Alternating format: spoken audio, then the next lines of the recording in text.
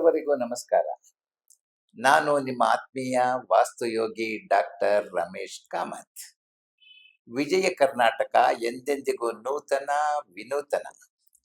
ಅದೇ ತರಹ ವಾಸ್ತುಯೋಗಿ ರಮೇಶ್ ಕಾಮತ್ ಅವರ ಕಾರ್ಯಕ್ರಮವೂ ಕೂಡ ಎಂದೆಂದಿಗೂ ವಿಭಿನ್ನವಾಗಿರುತ್ತೆ, ಸರಳವಾಗಿರುತ್ತೆ ಮತ್ತು ವೈಜ್ಞಾನಿಕತೆಯಿಂದ ಕೂಡಿರುತ್ತೆ.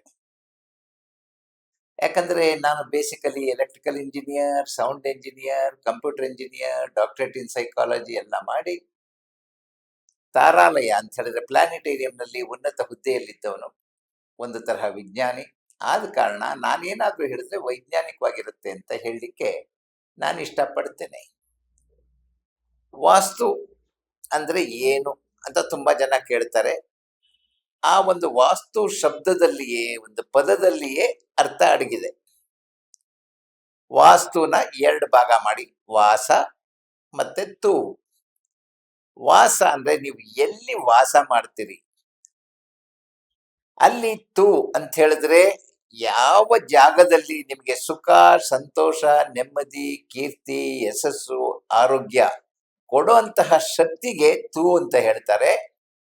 ಅದಕ್ಕೆ ವಾಸ್ತು ಅಂತ ಕರೀತಾರೆ.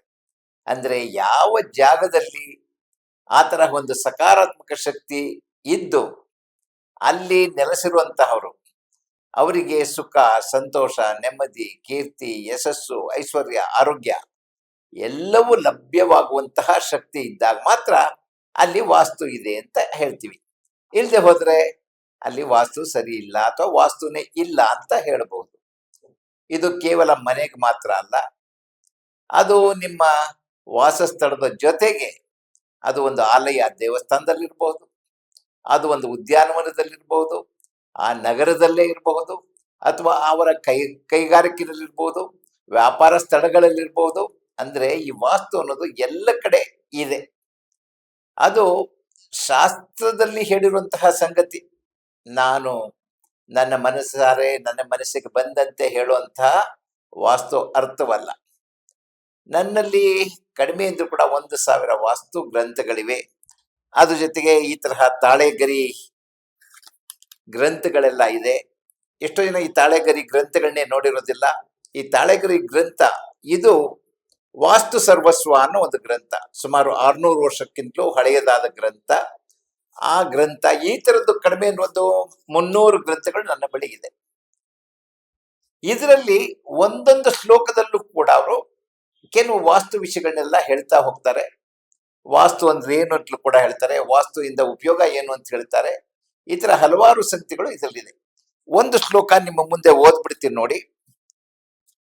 ವಾಸ್ತುಶಾಸ್ತ್ರೇಣ ಸರ್ವಸ್ಯ ಲೋಕಸ್ಯ ಪರಂ ಸುಖಂ ಚತುರ್ವರ್ಗ ಫಲಪ್ರಾಪ್ತಿ ಶ್ಲೋಕಶ್ಚ ಭವೇದ್ ಧ್ರುವಂ ಅಂತ ಹೇಳಿದ್ರೆ, ಈ ವಾಸ್ತುವನ್ನು ಅಳವಡಿಸೋದ್ರಿಂದ ಸರ್ವ ಲೋಕಕ್ಕೆ ಹಿತವಾಗತ್ತೆ.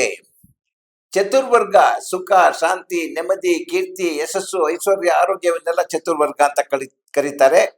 ಇದರ ಫಲಪ್ರಾಪ್ತಿ ಆಗತ್ತೆ ನೀವು ವಾಸ್ತುವನ್ನ ಅಳವಡಿಸ್ಕೊಳ್ಳೋದ್ರಿಂದ ಅಂತ ಹೇಳುತ್ತೆ. ಹೀಗೆ ಒಂದೊಂದು ಶ್ಲೋಕದಲ್ಲೂ ಕೂಡ ವಾಸ್ತುವಿನ ಉಪಯೋಗಗಳು ಏನು, ಆ ವಾಸ್ತುವನ್ನ ನಾವು ಅಳವಡಿಸ್ಕೊಳ್ಳೋದ್ರಿಂದ ನಮಗೆ ಸಿಗುವಂತಹ ಲಾಭವೇನು, ವಾಸ್ತು ಇಲ್ದಿದ್ರೆ ಆಗುವಂತಹ ತೊಂದರೆ ಏನು ಅಂತೆಲ್ಲ ಹೇಳ್ತಾ ಬರುತ್ತೆ. ಆ ನಿಮಿತ್ತ ಇವತ್ತು ನಾನು ಹೇಳಿದಂತಹ ವಾಸ್ತು ನಿಮಗೆ ಕೆಲವು ಸುಲಭ ವಿಧಾನ ಹೇಳ್ತೀನಿ. ಈ ತರ ವಾಸ್ತು ಗಂಟೆ ಪ್ರತಿ ಸಲ ನುಡಿಸೋದು ತಾವು ನೋಡಿರ್ತೀವಿ.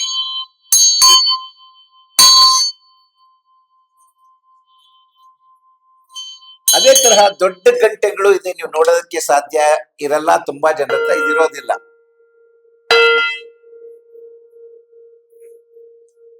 ಈ ದೊಡ್ಡ ಗಂಟೆಯನ್ನ ನಾವು ಪ್ರಕೃತಿ ಗಂಟೆ ಅಂತ ಕರಿತೀವಿ. ಇದನ್ನ ಪುರುಷ ಗಂಟೆ ಅಂತ ಕರಿತೀವಿ. ಈ ಪ್ರಕೃತಿ ಗಂಟೆಯನ್ನ ನಾವು ಯಾವ ಸ್ಥಳದಲ್ಲಿ ವಾಸ್ತುಶಕ್ತಿ ಎಷ್ಟಿದೆ ಅಂತ ತೋರಿಸೋದಕ್ಕೆ ಉಪಯೋಗಿಸ್ತೀವಿ.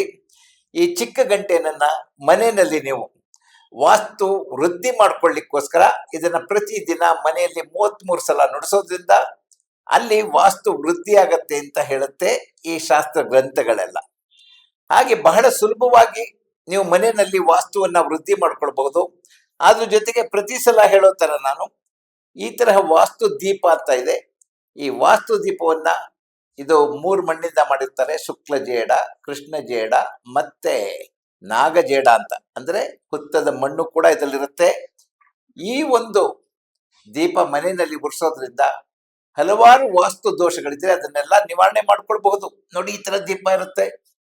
ಇಲ್ಲಿ ಬತ್ತಿ ಹಾಕ್ಬೇಕು, ಹಿಂದ್ಗಡೆಯಿಂದ ಎಣ್ಣೆ ಹಾಕ್ಬೇಕು. ನೀವು ಎಣ್ಣೆ ಹಾಕಿದ ಕೂಡಲೇ ಇಲ್ಲಿಂದ ಬರುತ್ತೆ, ತಿರುಗಿಸಿ ಮೇಲ್ಗಡೆ ನೀರ್ ಹಾಕಿ ನಂತರ ಅದರಲ್ಲಿ ಕೆಲವು ಹೂ ಪಕ್ಕಳೆಗಳನ್ನು ತುಳಸಿ ಎಲೆನೋ ಹಾಕಿ ಉರಿಸಿ ಸ್ವಲ್ಪನೇ ಎಣ್ಣೆ, ಕನಿಷ್ಠ ಅಂದ್ರೂ ಕೂಡ 6 ರಿಂದ 8 ಗಂಟೆ ಉರಿಯುತ್ತೆ. ಇದೇ ಇದ್ರ ವಿಶೇಷ.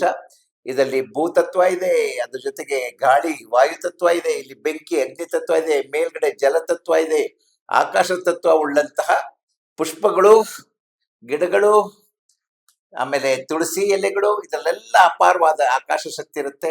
ಅದನ್ನೆಲ್ಲ ವೃದ್ಧಿ ಮಾಡ್ಲಿಕ್ಕೋಸ್ಕರ ನಾವು ಇದನ್ನ ಉಪಯೋಗಿಸಬಹುದು. ಅಂದ್ರೆ ವಾಸ್ತುಶಾಸ್ತ್ರ ಅಷ್ಟೊಂದು ಕಷ್ಟ ಅಲ್ಲ ಅನ್ನೋದಕ್ಕೋಸ್ಕರ ಹೇಳ್ತಾ ಇದ್ದೀನಿ. ಕೇವಲ ಮನೆಯಲ್ಲಿ 1 ಗಂಟೆ ಮನೆಯಲ್ಲಿ ಈ ತರಹ ಒಂದು ವಾಸ್ತು ದೀಪ ಉರಿಸಿ ನೀವು ಎಲ್ಲ ತರದ ಸುಖ, ಸಂತೋಷ, ನೆಮ್ಮದಿ, ಕೀರ್ತಿ, ಯಶಸ್ಸು, ಐಶ್ವರ್ಯ, ಆರೋಗ್ಯ ಎಲ್ಲವನ್ನು ಲಭಿಸ್ಕೊಳ್ಬಹುದು ಅಂತ ಹೇಳ್ತಾ ಇವತ್ತಿನ ಕಾರ್ಯಕ್ರಮ ಮುಗಿಸ್ತೇನೆ. ನಮಸ್ಕಾರ.